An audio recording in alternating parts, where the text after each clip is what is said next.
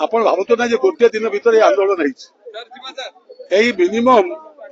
आपण सर्वभारतीय आंदोलन जिते आप जानी 1990 जो प्राइवेटाइजेशन है घरोईकरण है जगतीकरण है 1990 आंदोलन सर्वभारतीय आंदोलन समिति संगठन कर 23तम आंदोलन ये आंदोलन मूल लक्ष्य रही जो श्रमिक शोषण बंद कर एवं आप जानते श्रमिक जो मिनिमम वेज का पाइबा कथा ता भी पाऊना 26,000 टका दाबी कराई जो कि किसी नुहे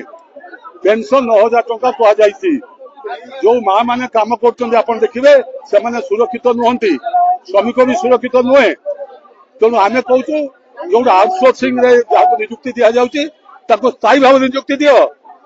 आ जो गोटे स्कीम जो कर्मचारी मैंने नियुक्ति होती माँ मैंने नियुक्ति होती से सरकारी घोषणा कर वर्कर हिसाब से ग्रहण कर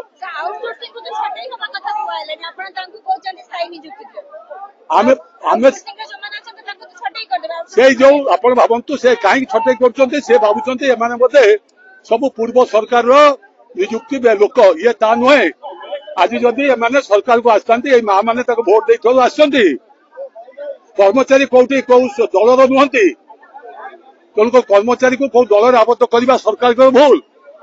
तेणुक जो मानक छटई करने चाहते छटई बंद करूँ एवं शिक्षा सेविका नियुक्ति जो मैंने अच्छा से नियुक्ति दिखाँ हाँ समस्त एकमत।